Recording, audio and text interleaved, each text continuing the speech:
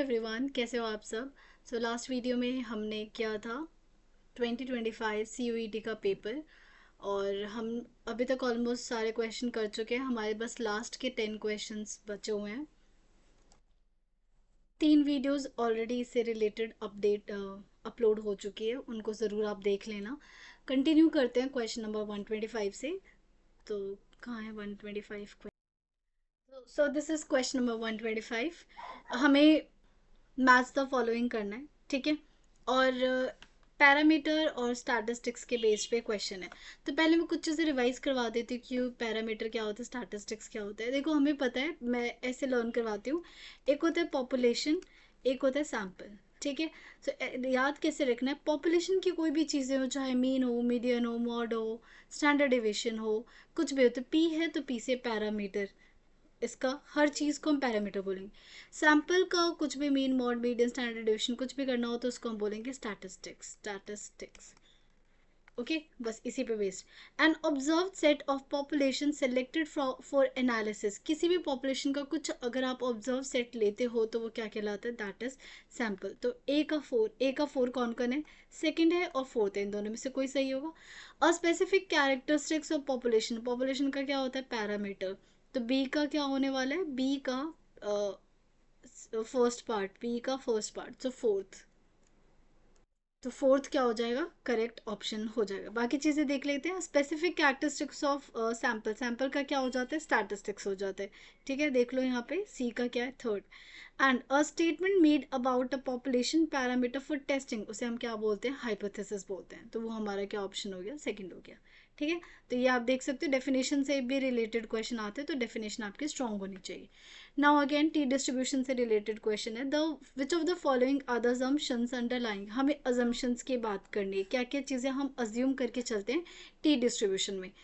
तो सबसे पहले हम ये अज्यूम करके चलते हैं, the variation of population is an, ठीक है। तो ये तो होता ही है, क्योंकि वेरिएशन हमारा ये साफ साफ लिखा रहता है, द वेरिएशन कि अननोन होना चाहिए, बट ये क्या कह रहे हैं, नोन होना चाहिए।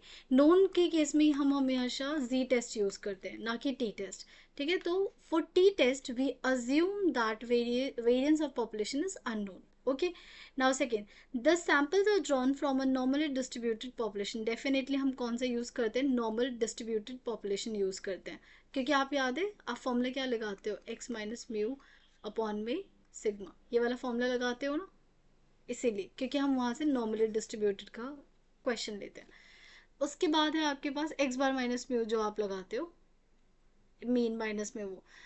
Now next, sample standard deviation is an unbiased estimate of population variance. तो गलत है ना, कि कह रहे हैं कि जो भी आप सैंपल का स्टैंडर्ड डेविएशन निकालते हो वो अनबायस्ड होता है। तो फिर अगर वो अनबायस्ड है, इज एन अनबायस्ड एस्टिमेट, ऐसा कोई अजम्पशन नहीं लेकर चलते हम, ठीक है, ऐसा कोई अजम्पशन नहीं है। ये सी भी गलत है। D, it depends on a parameter known as a degree of freedom, definitely degree of freedom जैसे म्यू करके लेकर चलते हैं और n-1 होता है, तो वो हम डिपेंड करते हैं टेस्ट में। तो कौन कौन सा करेक्ट आया हमारे पास, बी करेक्ट है और डी करेक्ट है, B and D, so third is the correct option. Now last next question is, okay, again T उस पर बेस्ड है, इन्फ्लुएंशियल स्टैटिस्टिक्स का क्वेश्चन है। If 95% confidence interval 95% confidence interval for a population mean was reported to 130 to 160 and sample standard deviation is given 50, then the size of sample, हमें N की value क्या करनी है, निकालनी। तो इसका एक पूरा प्रोसेस होता है जो आपको आना चाहिए, और आपको देखो ये कुछ वैल्यू भी गिवन है। अब वो प्रोसेस क्या होता है, आपको मार्जिनल का कॉन्सेप्ट पता होना चाहिए, तभी आप ये क्वेश्चन क्या कर सकते हो, सॉल्व कर सकते हो। तो देखो, सबसे पहले अगर 95% कॉन्फिडेंस इंटरवल है तो जो वेरिएशन है वो कितना वेरी हो सकता है, 5% आपका क्या हो सकता है, वेरी हो सकता है। यही हमारा क्या बन जाता है, अल्फा। अल्फा 5% निकालोगे तो कितना आ जाएगा, 0.05 आ जाएगा, ठीक है। अब आपको गिवन है, ये गिवन है कि जो पॉपुलेशन का मीन है, पॉपुलेशन का मीन वो कहाँ से कहाँ लाई कर रहा है, 130 से लेके 160 के बीच में क्या कर रहा है, लाई कर रहा है। तो हमें एक मार्जिनल कॉन्सेप्ट का एरर पता, कॉन्सेप्ट ये है मार्जिनल एरर का कॉन्सेप्ट, कि जो ये आपका फॉर्मूला होता है, E is equal to Z G alpha by 2, ठीक है, into sigma upon root N. अब ये सारी चीज़ें क्या है, ये जो जेड अल्फा बाई टू है ये अल्फा निकाल चुके हो, तो अगर आप अल्फा बाय टू करोगे तो ये क्या आ जाएगा 0.025, ये आ गया। एंड जी 0.025 की वैल्यू क्या है, it is already given in the question, it is 1.96। तो ये आपको पता है विच इज़ 1.96।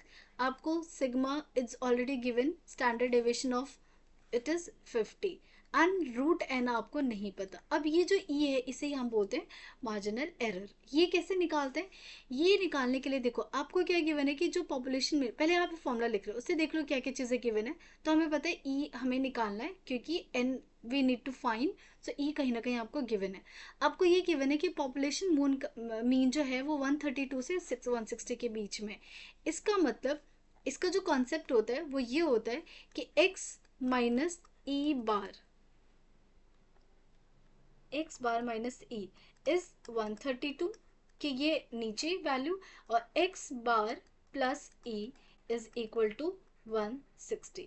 अब यहाँ से आपको e की वैल्यू निकालनी है, तो e की वैल्यू कैसे निकालोगे, इन दोनों इक्वेशन को क्या कर दो, सॉल्व कर दो, एलिमिनेशन लगा दो, यहाँ माइनस कर देती हूँ, यहाँ माइनस यहाँ माइनस, तो ये कैंसिल हो गया, ये हो गया -2 of e is equal to, अब यहाँ सब्ट्रैक्ट करो, 10 में से 2 गया 8, और यहाँ बचा 5 माइनस 3 2। सो ई की वैल्यू कितनी आ गई, ई की वैल्यू आ गई 14। अब यहाँ रिप्लेस कर दो, 14 इज इक्वल टू, ये इनको सॉल्व करोगे 196 अपॉन 50, तो ये आ जाएगा आपके पास, इनको मल्टीप्लाई करो तो ये रहा आपके पास 0, 5 6 30, 3 95 95 98, और डेसिमल लगाओगे तो 98, यहाँ आ गया root n. So root n is equal to, ये 14 कितना होता है, 7 सा होता है 7, so n is equals to 7 का square which is equals to 49। So 49 is the correct option. N sample का साइज कितना होना चाहिए, 49 होना चाहिए। नेक्स्ट क्वेश्चन पे चलते हैं। An annuity in which the periodic payment begin on a fixed date and continued forever is known as a perpetuity। इससे बेसिक, इससे आसान क्वेश्चन तो कोई हो ही नहीं सकता। Please sinking fund, coupon payment and bond, इन सब की डेफिनेशन पढ़ लेना क्योंकि डायरेक्ट आपसे पूछा जा सकता है, और स्पेशली इस बार तो क्योंकि बॉन्ड ऐड हुआ था, बॉन्ड कूपन पेमेंट इन सब से रिलेटेड क्वेश्चन डेफिनेटली आएंगे, तो वो पढ़ के जरूर जाना। Now which of the following are correct about the sinking fund.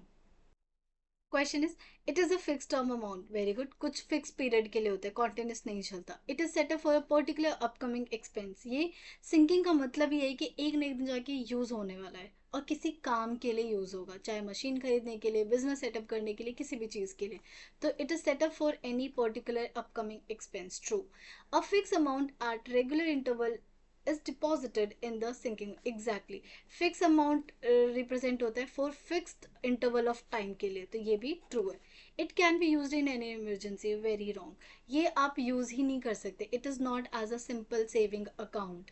तो सिंकिंग फंड का अकाउंट बिल्कुल अलग होता है जो आप इमरजेंसी में यूज नहीं कर सकते। सो कौन सा, A B C second is the correct option. ठीक है, नेक्स्ट क्वेश्चन पे चलते हैं। ओह, ईएमआई का क्वेश्चन है। A person wishes to purchase a house इतने का with the down payment this and balance is equally monthly install for 25 years, 25 years के लिए। If bank charges 6% per annum compounded monthly the EMI on a reducing balance method. देखो पहले तो ये question बिल्कुल last में ट्राई करना, बिल्कुल लास्ट में, जब आपके पास वक्त हो तभी, वरना यहाँ कैलकुलेशन में आप टाइम वेस्ट कर दोगे। ठीक है, तो सबसे पहले ईएमआई का फॉर्मूला क्या होता है, ईएमआई का फॉर्मूला सोचो ज़रा क्या होता है। It is P I 1 plus I to the power n upon में 1 प्लस आई की पावर एन माइनस 1। तो इसके लिए हमें सबसे पहले एन निकालना है, 25 साल के लिए, और हर बार एक साल में 12 बार पेमेंट करते हो तो कितना आ जाएगा, वैसे मल्टीप्लाई करने से बेटर यही आना चाहिए, 12 5 से 60, हाँ 300 आएगा। ठीक है, आई निकालो, आई निकालोगे तो आई हमारे पास 6% है, डिवाइडेड बाई 12 इंटू में 100। ठीक है, क्योंकि ये 12 मतलब हर महीने पे करते हो ना, तो हर महीने का इंटरेस्ट, तो ये आना चाहिए आपके पास। 6 क्या करोगे, 2 ज़ा 0.5, तो ये आ जाएगा 0.005। जो हिंट गिवन होता है ना, हिंट यही आपका, इसको छोड़ के ये आई होता है, ये हमेशा आपका एन होता है। नाउ पी कितना है, इसने कितना पे कर दिया, 5 लाख तो पे कर दिया ना, तो कितना बचा, 5 लाख माइनस कर दो तो ये हो जाएगा 34,65,000। तो ईएमआई का फॉर्मूला हो गया 34,65,000 35,000, हाँ 34,65,000, आई की वैल्यू है 0.05 एंड इसको डायरेक्ट अब यहाँ पुट मत करने लग जाना, आपको पता नहीं ऐड करके यही आएगा, तो डायरेक्ट वैल्यू लिख लो 4.465, ठीक है। और आपको पता है ये क्या आएगा, ये पूरा ये आने वाला है 4.65, इसमें से 1 माइनस करोगे तो कितना आएगा 3.465, ठीक है। अब आपको पता है ये 2 0 इसका 100 नीचे आएगा, तो ये 2 0 इस 2 0 से क्या कर दो, कैंसिल कर दो, और ये वाला पूरा डेसिमल ये वाला पूरा डेसिमल जा चुका है। तो और ये दिख रहा है 5 से कैंसिल आउट हो रहा है, तो जितना कैंसिल कर सकते हो जल्दी जल्दी कैंसिल कर लो। तो 5 7 जा होगा, 5 9 जा होगा और 3 जा होगा। ये कितना 5 9 जा तो नहीं हो सकता, 5 8 जा होगा, 5 9 जा होगा और 3 जा होगा। और इधर जब तक इस 5 को मल्टीप्लाई कर दो 0, 5 5 जा 25, 2 3 5 जा 20, यहाँ आ गया 3 2 5 जा 15 17 173250, ठीक है। एंड कुछ हमने डबल जीरो, ठीक है। अच्छा यहाँ पे 0.05 था ना, 3 बार जीरो था, 3 बार जीरो था, तो ये तीनों के तीनों जीरो कैंसिल हो जाएंगे, ये वाला जीरो चला जाएगा। इसको अच्छे से लिख लेते हैं 17325, ये आ गया आपके पास 17325 इंटू में 5, और ये आ गया आपके पास 893 अपॉन में 793। अब ना हमेशा इन दोनों को डिवाइड क्या करो, ये तो सिंपल मल्टीप्लिकेशन है, इन दोनों को डिवाइड करो। तो इन दोनों को डिवाइड यहाँ पे सॉल्व कर रही हूँ इस चीज़ को, इन दोनों को भी मल्टीप्लाई कर दोगे तो क्या आएगा आपके पास, ये तो मल्टीप्लाई कर चुके हैं ना, 5 मल्टीप्लाई कर चुके हैं, 17325 एंड नाउ डिवाइड। इसको डिवाइड हमेशा दो डेसिमल प्लेस तक करना, 893 एंड 793, दो डेसिमल प्लेस तक करोगे, तो दो डेसिमल प्लेस तक करने के बाद मेरे पास 1.28 है। अगर आपने गलती से एक किया ना तो भी आंसर नहीं आएगा, इसलिए मेक श्योर दो डेसिमल प्लेस तक करना। तो दो डेसिमल प्लेस तक करने के बाद 128 आया था, इसको जब आपने मल्टीप्लाई किया तो ये जो वैल्यू आ रही है वो 22176 नियरली आ रही है, 22176, तो किसके ऑलमोस्ट इक्वल है, ये आ रहा है आपके फर्स्ट के इक्वल। तो आपका फर्स्ट करेक्ट, तो इसको तो देखो अवॉइड ही करना, करने की अगर सब हो जाए पूरा पेपर कंप्लीट हो जाए and you have a time then you can do this, ठीक है। नाउ नेक्स्ट क्वेश्चन करते हैं। The original value of asset minus the accumulated depreciation of a given data is known as, क्या होगा, scrap book lost और salvage. देखो original value में से क्या माइनस कर रहे हो, अभी तक जितना भी डेप्रिसिएशन हुआ है उस पूरे डेप्रिसिएशन को माइनस कर रहे हो।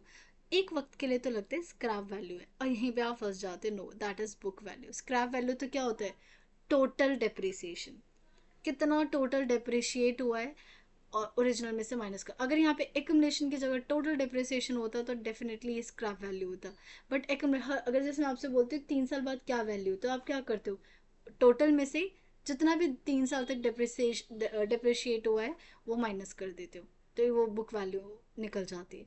इसीलिए book value is answer not a scrap value, ठीक। Next, a sofa set costing 36,000 and useful life 10 years, if the annual depreciation is 3,000, scrappable।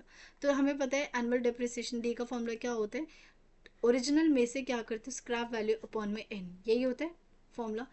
क्या क्या वैल्यू गिवन है आपको, डेप्रिसिएशन गिवन है 3,000, सी कितना गया 36,000, स्क्रैप वैल्यू नहीं पता, एन कितने साल के लिए 10 के लिए, तो कितना बन गया आपके पास 30,000 बन जाएगा।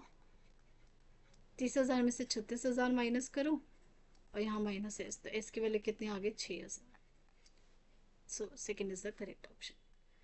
नेक्स्ट, कंपाउंड एनुअल ग्रोथ निकालना है, ये सबसे आसान क्वेश्चन होता है, आपको जितना देख के डर लगता है ना, अगर आपने इसकी थोड़ी भी प्रैक्टिस की हो तो आप डायरेक्ट आंसर बता सकते हो, 5.8 आंसर होगा।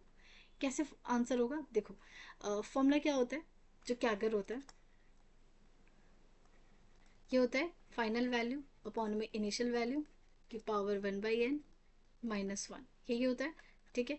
फाइनल वैल्यू आपके 14,000 आएगा, अब मैं बताऊंगी क्यों डायरेक्ट बता सकते हो।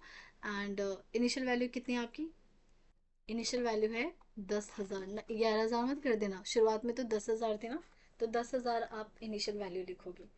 तो यहाँ पे 10,000 करूँ और कितने साल के लिए, 1 2 3 4 5 6, 6 के लिए 1/6 -1, ये देखो 0 से 0 कैंसिल, 1.4 1.4 1/6 क्या वैल्यू है 1.058, उसमें से -1 करो 0.058।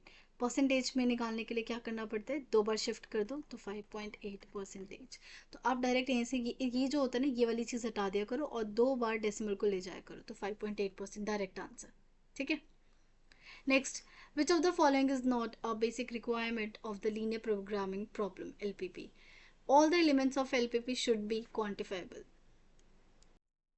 बिल्कुल, जो भी आप एलिमेंट्स है वो क्वांटिफाइबल होना चाहिए, ऐसा नहीं कि कोई चीज़ बहुत लार्ज है जो कि हम कैलकुलेट ही नहीं कर सकते। All decision variables should be assume non negative values. बिल्कुल, आप हमेशा बोलते हो ना x greater than zero and y greater than equal to zero, x और वाई की वैल्यू कभी भी नेगेटिव नहीं आनी चाहिए।